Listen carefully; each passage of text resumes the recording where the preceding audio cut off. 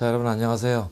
자, 여러분들하고 노동시장론 공부를 하고 있습니다. 직업상담사 지금 시간은 직업상담사 2급 1차 필기시험 대비예요. 그래서 객관식 시험을 대비한 기본이론 공부를 함께 하고 있는데요. 지난 시간까지 해서 3장 기본이론하고 문제까지 우리가 다 확인했고요. 자, 이번 시간에는 제4장 노사관계론 공부를 할게요. 이쪽은 노동시장론의 제일 마지막 장이긴 한데 과거에는 출제가 그렇게 많이 되지는 않았었어요. 근데 최근 한 2013년 이후 출제 비중이 점점 늘어나고 있죠. 왜냐하면 계속 새로운 문제들을 좀 출제를 해야 되는데 1, 2, 3장 쪽에서는 그동안 너무 많은 문제들을 출제했기 때문에 그래서 아직까지 출제가 안 되었던 4장 쪽에서 이제 출제를 새로 많이 하는 거죠. 그러다 보니까 노사관계론 쪽에서 툭툭 나오는 문제들이 꽤 있었죠. 그래서 이쪽은 그래서 교과서들도 처음에는 책에다가 내용을 넣지 않다가 출제가 어떤 새로운 문제가 하나 출제가 되면 이제 그 문제와 관련된 걸 또 추가적으로 넣고 하면서 분량도 좀 많아지고 이랬던 파트예요. 그래서 이쪽은 전통적으로 여러분들이 좀 출제가 되는 내용들 정리하고 난 다음에 그 다음에 뭐 논리적이지 않지만 이 노사관계론 쪽에서 그동안 툭툭 나왔던 문제들 있잖아요. 그 문제의 유형들을 좀 보는 것들이 굉장히 중요합니다. 그리고는 2차에서도 잘 출제가 되진 않았던 부분인데 이제 가끔씩 2차에서도 이제 출제될 것들이 나오기 시작하죠. 그래서 1차뿐만 아니라 2차 주관식 문제에서도 출제가 예상되는 문제라고 우리가 공부했던 내용들이 지금 서서히 출제가 되고 있어요. 2013년 이후로. 그래서 그동안은 출제 예상 문제라고 우리가 공부했던 내용들이 어떤 것들이 출제가 됐고, 그 다음에 이제 앞으로 그래서 출제가 될 것으로 예상되는 것들은 이제 뭐가 남았고, 이런 내용들도 좀 공부를 해줘야 될 거예요. 그래서 노사관계로는 일단은, 1차, 2차 공이 출제가 되는 내용들 기본 틀로 잡고요. 그 다음에 객관식에서 그동안 출제가 되었던 2차에는 안 나오지만 객관식에 나왔던 문제들을 우리가 확인을 좀 하고 문제로도 정리를 하면 될 겁니다. 그래서 노사관계로는 과거보다 출제 비중이 조금씩 높아지고 있다. 이렇게 일단은 보시면 될 겁니다. 그러면 노사관계론에서 우리가 공부해야 될 건 뭐냐? 자, 챕터 4장인데요. 이 노사관계론에서 여러분들이 봐야 될 논점은 목차가 분량이 좀 이제 되기 시작하니까 크게는 이렇게 보셔야 될 거예요. 노사관계론에서 우리는 두 가지를 공부할 겁니다. 첫째는 노사관계 이론을 공부할 거예요. 노사관계를 설명하는 거죠. 그래서 노사관계와 관련해서 두 가지를 공부할 건데 하나는 노사관계의 유형을 공부할 거예요. 유형을. 그래서 노사관계는 어떤 관계로 발전해 왔느냐 그걸 연역적으로 볼 거예요 우리가. 그래서 노사관계의 개념 살짝 공부하고 나면 노사관계 유형을 우리가 공부할 거고, 두 번째로는 노사관계를 설명하는 이론을 공부할 거예요. 노사관계 이론인데 이 노사관계 이론이 특히 현대적 그러니까 오늘날에 와서 현대적 관점으로 바라보는 노사관계 이론이 있어요. 왜냐하면 노사관계가 근대시대와 달리 현대로 오면서 변하기 시작하거든요. 그래서 현대적으로 노사관계를 설명하는 이론으로서 시스템 이론이라는 걸 하나 공부할 거예요. 시스템 이론. 이거 던롭이라는 학자가 정립한 이론인데 최근에 이제 요게 2차에서도 출제가 됐죠. 객관식에서는 뭐 많이 나왔는데 우리가 2차에서 이제 출제를 예상했던 건데 그게 나와버렸어요. 그래서 시스템 이론 간단하게 우리가 정리를 좀 할 거고요. 이렇게 노사관계에 관한 내용이 끝나고 나면 우리가 두 번째로 노동 3권을 공부할 거예요. 여러분들 법규에서도 공부하겠습니다만 우리나라 헌법의 33조에 가면 근로의 권리로서 노동 3권을 보장하고 있잖아요. 그래서 근로자들은 자주적으로 단결권, 단체 교섭권, 단체 행동권을 갖죠. 이게 이제 근로 3권이거든요. 그래서 요거를 경제학적으로 바라보는 게 바로 여기서 공부해야 될 내용이에요. 그러니까 노동 3권의 내용은 크게 단체 결성권이 있겠죠. 단결권. 그 다음에 두 번째가 단체 교섭권이 있을 거예요. 왜 단체를 결성한 다음에 이제 단체 교섭을 실질적인 대등 관계에서 이제 단체 교섭을 할 수 있는 권리니까. 그리고 단체 교섭이 합의에 이르지 아니하면 단체 행동을 할 수 있는 권리가 있죠. 단체 행동권이 있어요. 요 세 가지를 우리는 노동상권이라고 얘기를 하는데, 이때 이 단체 결성권에 따라서 이거 줄여서 이제 우리가 헌법에서 단결권 이렇게 얘기하는 건데, 이 단체 결성권에 기초해서 만들어진 노동자 단체를 우리는 노동조합이라고 하거든요. 그래서 이게 노동경제학으로 오면 노동조합론이 돼요. 다시 말하면 노동조합에 대한 공부를 하는 곳이다, 이렇게 이해하시면 되는데, 여기서 이제 우리가 출제가 될 거, 앞으로 또 출제가 될 것으로 예상되는 거, 노동조합 쪽에서 뭘 공부해야 되느냐. 첫째가 노동조합의 유형 공부할 거예요. 그래서 노동조합의 종류는 연역적으로 세 가지가 있어요. 세 가지가. 직종별 노동조합이 있고요. 두 번째로 우리가 공부할 게 산업별 노동조합이라는 게 있어요. 세 번째가 우리나라에 주로 많은 기업별 노동조합을 공부할 겁니다. 그래서 이 세 가지 노동조합의 유형별, 장단점, 특징 이런 거 우리가 좀 공부해야 되고요. 이거 출제가 잘 됩니다. 객관식에서. 그 다음에 두 번째로 우리가 공부할 게 노동조합에 있어서 샵제도 공부를 해야 돼요. 샵제도가 있거든요. 샵제도인데 이게 이제 기본 샵제도가 세 가지가 있고요. 변형된 샵 제도가 또 세 가지 정도로 우리가 공부합니다. 그래서 전체적으로 보면 6가지 정도의 샵 제도 공부할 건데, 여기서도 객관식에서 출제가 되고요. 주관식에서도 출제가 됐어요. 이거는. 그래서 내용 쭉 물어보고 이거 무슨 샵 제도라고 하느냐? 그럼 제목을 고를 수 있어야 될 겁니다. 그 다음에 이제 세 번째로는 노동조합의 효과를 공부할 건데, 요 효과는 우리가 조금 자세하게 공부할 거예요. 필기까지 해드려서 2차까지 가지고 가야 돼서. 그래서 노동조합론 쪽이 공부할 게 제일 많고, 단체교섭 쪽에서 우리가 공부할 거는 단체교섭의 유형이죠. 단체교섭의 종류가 유형이 5가지가 있어요. 그래서 단체교섭의 유형 5가지를 우리는 한 장으로 공부할 거다. 한 장으로 딱 정리를 할 거예요. 그 다음에 단체행동권이 있고, 단체행동권은 요거는 다른 말로는 요거를 쟁의권이라고도 해요. 다툴 수 있는 권리다, 뭐 이런 뜻일 것 같은데,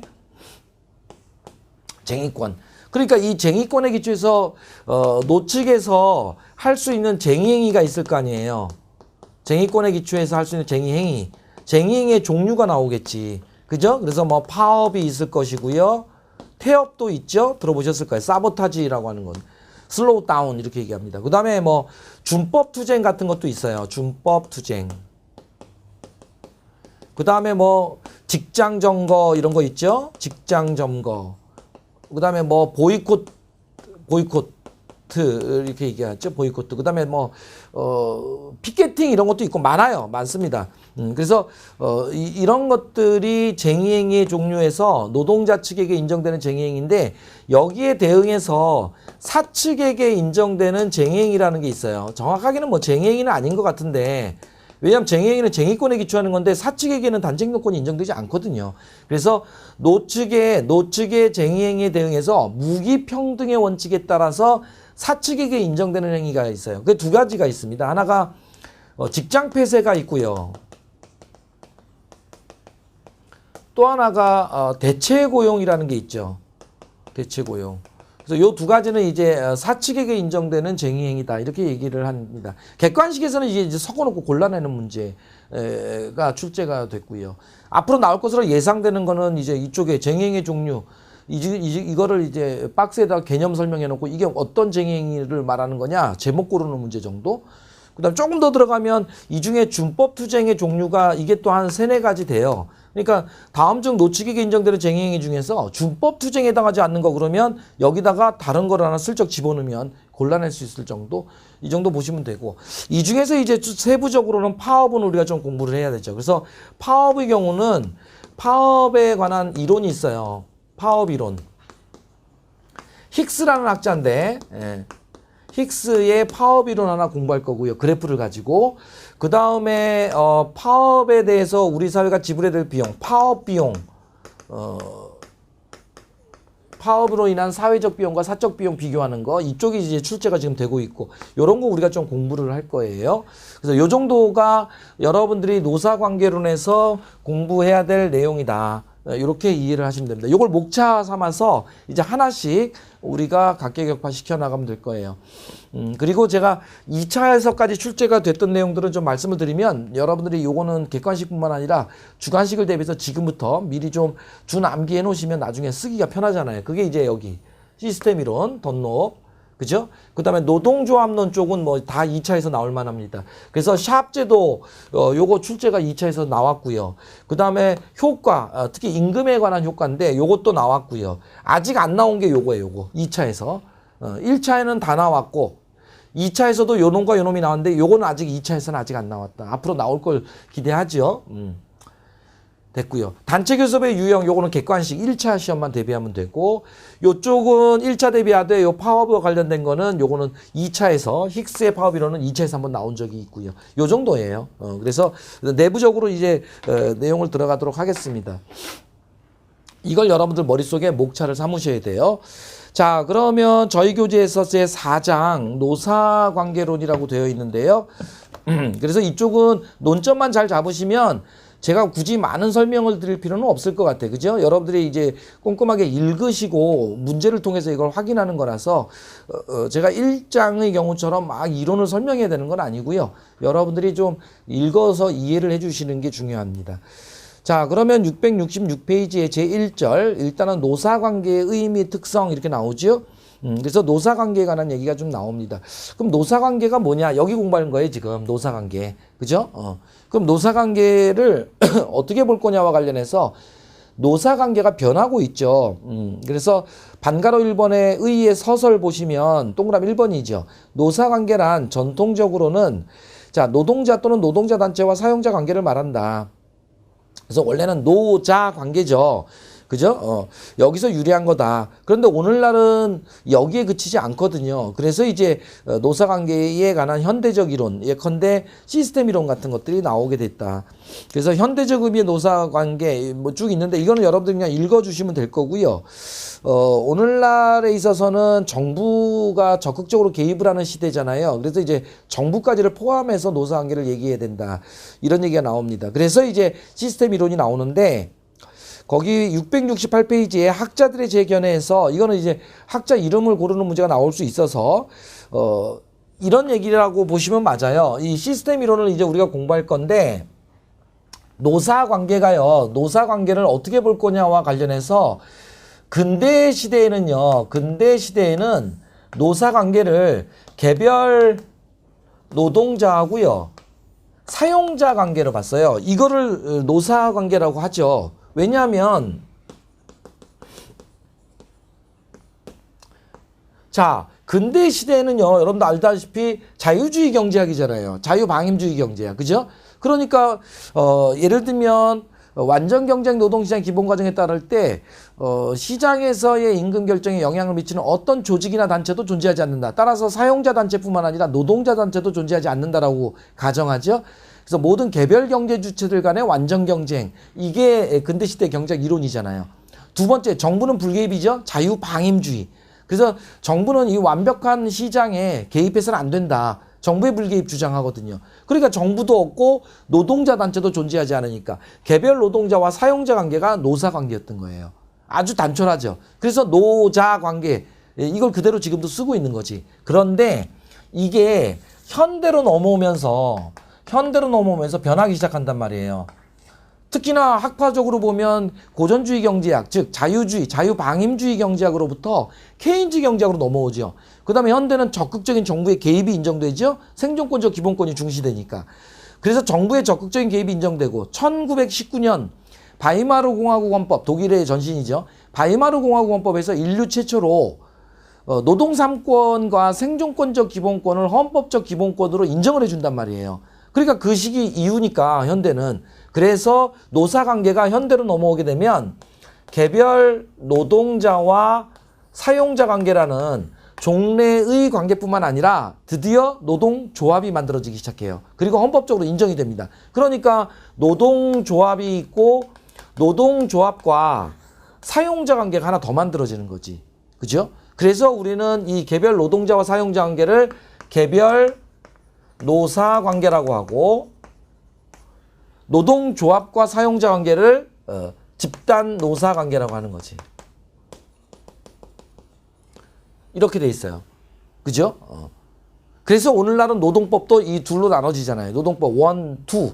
개별 노사 관계를 규율하는 노동법, 집단 노사 관계를 규율하는 노동법. 이렇게 나눠집니다. 그러나 어쨌거나 아무튼 이쪽은 합치면 노죠. 노. 그죠? 근데 여기에 또 하나가 추가되죠? 누가 추가됩니까? 정부가 추가되잖아요. 오늘날 정부의 적극적 개입이 인정되니까. 그러니까 노사 관계라는 것은 오늘날 노와 사의 종전의 관계로부터 노사 정의 관계가 만들어지고요. 노의 입장에서도 개별 노동자와 사용자 관계뿐만 아니라 노동조합과 사용자 관계가 만들어지고 이런 복잡한 노사 관계가 만들어지니까 이걸 근대 시대에 이런 단순한 관계를 설명하던 노사 관계 이론으로는 이게 설명이 안 되는 거예요. 그래서 새로운 노사 관계를 설명하는 이론이 나올 수밖에 없다. 그게 지금 여기서 얘기하는 시스템 이론이다. 그래서 시스템 이론은 가장 기본적으로 노사 관계를 자, 둘로 봅니까? 셋으로 봅니까? 당연히 셋으로 봐야죠. 노사 외에 정부까지를 포함한다. 그래서 노사 관계에 노사뿐만 아니라 정부까지를 포함시켜서 설명하는 이론인데 그 시작이 바로 레스터라는 사람이에요. 자, 그러면 학자들의 제견에서 동그라미 1번 레스터의 노사 관계론 보시면 뭐 외울 건 아니에요. 그냥 동그라미 1번에 레스터가 노사 관계를 어떻게 설명했느냐 요 말이 나오면 이게 레스터가 한 말이라는 것 정도만 기억을 해주세요. 자, 산업관계란 자 노동자 조직과 경영자 사이의 관계뿐만 아니라 임금, 생산성, 뭐 고용보장, 경영의 고용 실태, 조합의 정책, 그러니까 노동조합의 정책이죠. 및 노동정책에 대한 정부의 행동 이런 것까지를 포괄하는 미국 경제에 있어서 근로관계 전역을 포함하는 거다. 이렇게 얘기했단 말이에요. 그래서 노사관계 본격적으로 정부의 등장과 개입을 확인한 이론이 바로 레스터의 이론이고요. 지금 동그라미 기억번처럼 얘기한 요 얘기를 박스에도 넣어놓고 다음과 같이 주장하는 학자는 하면 레스터를 골라주셔야 된다고요. 그 정도. 그리고는 이러한 이론은 던롭에 와서 정립이 이루어지죠. 그게 동그라미 2번. 던롭의 노사관계론이에요. 그러니까 던롭의 노사관계론도 뭐예요? 이걸 시스템 이론이라고 하는데 노사관계 당사자는 당연히 노사 외에 정부까지를 포함해서 얘기하죠. 자, 그럼 던롭은 뭐라고 했는지 한번 보세요. 던롭 동그라미 치고요. 다운편에 있는 말 던롭이 한 말이라는 걸 기억하셔야 돼요. 일반적인 노동관계는 근대 공업사회에 고유한 것이 아니다. 그러나 공업사회는 그 정치적 형태를 불문하고 노동자와 경영자의 개별 집단을 만들어낸다. 라고 주장하면서 자, 특정 시기에 있어서의 노사관계는 특정의 당사자, 주체, 주역 이렇게 번역하기도 해요. 그 다음 특정의 상호관계, 그 다음 노사관계 제도를 결합시키는 이념, 공통의 이데올로기 이걸 번역한 말이에요. 그 다음 작업장 또는 작업사회에서 당사자들을 다스릴 목적으로 만들어진 각종의 제규칙, 룰을 번역한 말이에요. 규칙 등으로 구성된다. 이렇게 얘기한 사람이 누구냐 그러면 던롭을 골라주셔야 된다고요. 박스 안에다가 요 말을 넣어서 사람 이름을 고르는 문제에 대비하셔야 돼요. 레스터와 던롭. 자, 그래서 던롭의 노사관계론 즉 시스템 이론은 구성 요소가 뭐냐? 동그라미 기억부터 리을까지 제목 반드시 기억하셔야 돼요. 던롭은 시스템 이론으로 노사관계를 설명하면서 이런 걸 얘기했어요. 당사자가 존재한다. 노사관계의 당사자. 그럼 노사관계의 당사자는 누구냐? 당연히 3당사자론 또는 3주체론의 입장이죠. 노사정. 그걸 기억하시면 되고요. 나머지는 읽으시면 됩니다. 내용은. 그 다음에 제규칙들이 있다고 했죠. 그죠? 당사자들, 주체들을 규율할 목적으로 만들어진 각종의 규칙들이 있어요. 제규칙. 니은번에 있어요. 자, 던롭은 노사관계를 자 당사자인 노사정과 그 당사자들의 공통의 이데올로기 및 환경 이것들의 상호작용 속에서 규칙의 망이 만들어진다. 규칙의 망. 그래서 하나의 전체적인 시스템으로 본다. 이렇게 얘기했어요. 그래서 한 국가의 사회에는 정치제도, 경제제도 외에 노사관계라는 제도가 존재하고요. 이 노사관계 제도는 결국은 정치제도나 경제제도와 상호관계를 형성하고 있다. 서로 영향을 준다는 거죠. 자, 던롭의 주장들입니다. 지금. 그 다음에 디귿번 환경요인이라는 게 있어요. 자, 던롭에 따르면 행위의 당사자, 즉 주체들이죠. 노사정이라는 들의 상호작용에 영향을 주는 환경요인으로 세 가지를 얘기하고 있어요. 첫째가 행위 주체인 전략과 선택. 두 번째가 이렇게 많은 것들이 있는데 예산상의 제약. 그다음에 작업장이나 작업 집단들의 기술적 여건, 시장 여건, 그다음에 권력의 배분 상태, 행위 주체자들의 신념 체계 뭐 이런 것들이 있는데 크게 환경 요인 세 가지를 우리가 좀 이따 나중에 볼 겁니다. 그래서 그거 여러분들 우리가 나중에 체크할 거고요. 이런 것들을 중요하게 생각하면서 자, 그 다음에 리을번 이데올로기가 있어요. 공통의 이데올로기입니다. 그래서 행위 주체자들 간의 상호작용이 계속적으로 이루어지기 위해서는 행위 주체자들 사이에 공통적으로 공유되는 시스템의 전체를 하나로 통합하는 이데올로기가 필요하다 그래요. 공통의 이데올로기. 그래서 요거를 이제 번역해서 우리가 신념, 뭐 가치 체계 뭐 이런 어려운 말을 쓰는 거죠.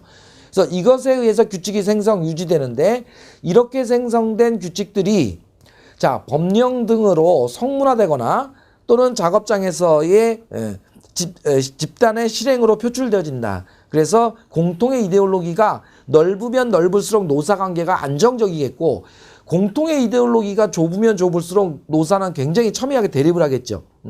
그런 관계라는 거예요. 그래서 던롭의 노사관계, 즉 시스템 이론은 지금 보는 것처럼 개념 요소들이 이런 게 있어요. 당사자, 3당사자, 노사정으로 보고요. 그다음에 제규칙들이 존재하고요. 그다음에 환경 요인이 있고요. 그다음에 공통의 이데올로기 이런 말들이 나오면 요거는 시스템 이론이에요. 던롭이라는 학자입니다. 거기까지 보시고 그다음에 커라는 학자의 노사관계로는 네 가지로 분류하는데 이건 잘 안 나오더라고요. 나올 것 같은데 그래서 커라는 학자는 노사관계를 요 네 가지로 분류했어요. 절대적 노사관계, 친권적 노사관계, 그다음에 계급투쟁적 노사관계, 경쟁적 노사관계. 그래서 혹시라도 커의 노사관계 유형에 해당하지 않는 거 그러면 다른 놈 한 놈 골라주는 정도 보시면 되겠고요. 자, 그 다음에 노사관계 특징이 양가로 2번에 나오죠. 그러면 노사관계의 특징, 노사관계 당사자는 누구냐? 근대시대는 노와 사, 이 당사자론의 입장이었다가 현대로 넘어오면 시스템 이론에서는 노사정, 3당사자로 본다 정도 보시고 그 다음에 반가로 2번 노사관계의 양면성이 있죠. 이게 뭐냐면 노사관계는 양면적 특성을 갖는다는 거거든요. 그래서 노사관계는 어떤 측면에서 양면적 특성을 갖느냐. 개별관계와 집단관계라는 양면성이 있고요. 협력적 관계와 대립적 관계라는 양면성이 있고요. 그 다음에 3번 경제적 관계와 사회적 관계라는 양면성이 있고요. 마지막으로 종속적 관계와 대등적 관계라는 양면성이 있다. 읽어두시면 돼요. 그러면 여기서 출제가 되는 건 뭐냐? 동그라미 2번.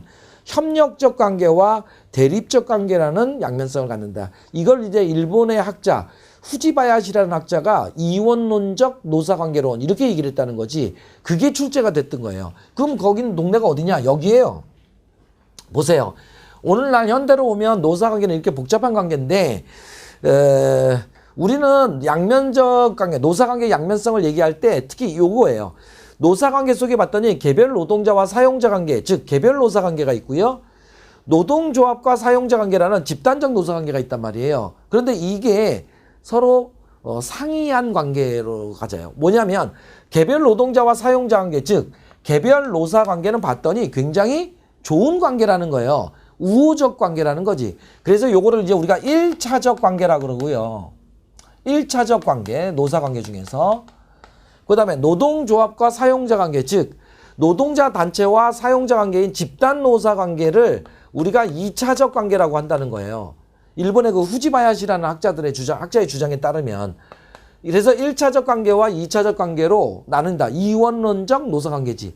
그러면 이때 이 1차적 관계, 즉 개별 노동자와 사용자 관계, 즉 개별 노사관계는요. 어떤 성격을 갖느냐. 이게 우호적이에요. 우호적이고 상호.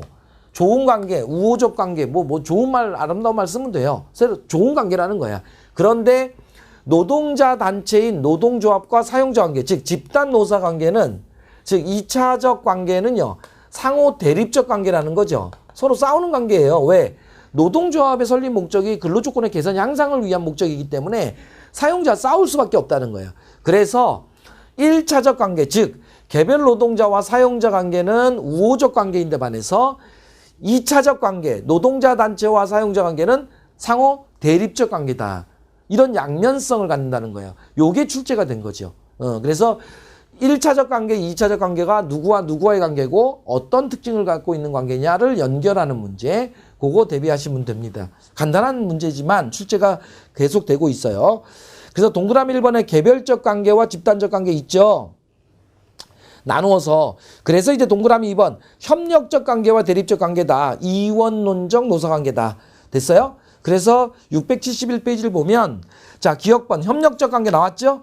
개별 노사관계 1차적 노사관계 그러니까 경영자와 종업원 관계죠. 개별 종업원 관계는 협력적 관계고 1차적 관계입니다. 그런데 니은번 자 경영자와 노동조합과의 관계 즉 2차적 관계는 집단적 노사관계죠. 그래서 여기는 대립적 관계 성질이 있다. 제목만 체크하셔도 돼요. 동그라미 기억과 니은에 그죠? 이 정도 확인하시면 될 것 같고 자 그리고 나면 총설적인 얘기가 끝나면 이제 양가로 3번 노사관계 역사적 발전 과정 나오죠. 요게 여러분들 여기에요. 노사관계의 유형 있잖아요. 이거는 여러분들 아시다시피 역사적 관계로 보면 역사적 발전 단계로 볼 겁니다. 그래서 자본주의의 발전 단계에 따라서 노사관계가 어떤 유형으로 발전돼서 오늘날의 노사관계로 정착됐느냐 요 흐름을 간단하게 좀 보면서 그러면서 넘어가도록 하겠습니다. 다음 시간에 그래서 여러분들 양가로 3번 노사관계의 역사적 발전 과정부터 함께 공부하도록 하겠습니다. 수고 많이 하셨습니다. 감사합니다.